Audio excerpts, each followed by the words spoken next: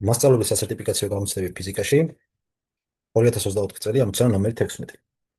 რომელი გრაფიკი გამოსახავს Q მუხტით დამუხტული R რადიუსის გამტარი სფეროს R დაძაბულობის დამოკიდებულებას მისი ცენტრიდან R მანძილზე. A კულონის მოდბივაა. ხო, ესე იგი, მოცემული გვაქვს. მოცემული გვაქვს ჩვენ რაღაც გარკვეული დამუხტული სფერო.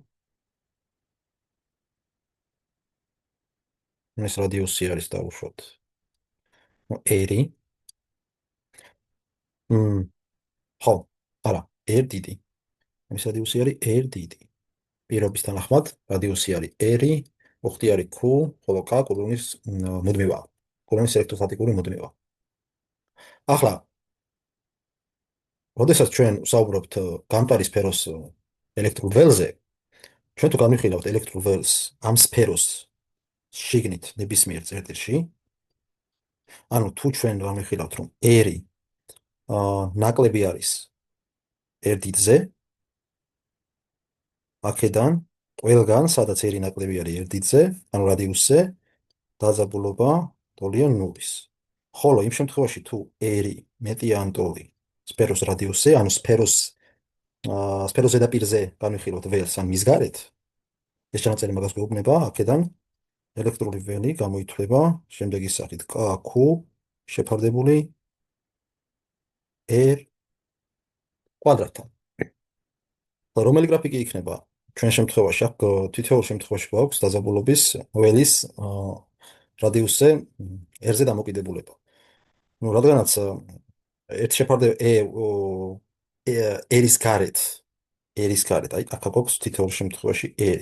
R-ის გარეთ ველი უკუპროპორციულია ორ კვადრატის, ну, აი ეს ატოლობა პირდაპირ გამოირიცხება, იმიტომ რომ ჰიპერბოლის სახე უნდა კონდეს. შესაბამისად, გამოირიცხება D პასუხიც და G პასუხიც. ახლა გვაქვს ორი შემთხვევა, ან B, ან E. როგორც ვთქვით, ჩვენ ნულიდან, ანუ ცენტრიდან R-მდე, აი ამ არეში დაძაბულობა, როგორც ხედავთ გრაფიკიდან, თოლი არის 0-ის. შემდეგ უცებ R-ს რო გადაცდება, ავარდება აი ამ წერტილში და შემდეგ R-ის ზრდასთან ერთად ეს ველი იკლებს R კვადრატის უკუპროპორციულად, როგორც ამ ნახაზზე არის წარმოდგენილი. ну, შესაბამისად, პასუხი იქნება B. ну, რაც შეეხება S, ну, ეს შემთხვევა შეესაბამება იმ შემთხვევას, როცა არათუ ელექტრულ ველს, ამრამედ პოტენციალს განვიხილავთ ხოლმე. ну, პოტენციალის შემთხვევაში სფეროს შიგნით პოტენციალი ყველგან მუდმივი არის, ხოლო სფეროს გარეთ, სფეროს ზედაპირზე და სფეროს შიგნით პოტენციალი ყველგან მუდმივი არის და სფეროს გარეთ იცვლება R-ის უკუპროპორციულად. შესაბამისად, პასუხი სამართლიანი იქნებოდა თუ მოხდოდნენ φ პოტენციალის დამოკიდებულებას, ან აქ თუ იქნებოდა φ, მაშინ კი ბატონო, ეს დამოკიდებულება სწორი იქნებოდა, მაგრამ ჩვენ შემთხვევაში ვთხოვენ, რომ დაადგინეთ ველის დამოკიდებულება R-ზეო, შესაბამისად, პასუხი იქნება B.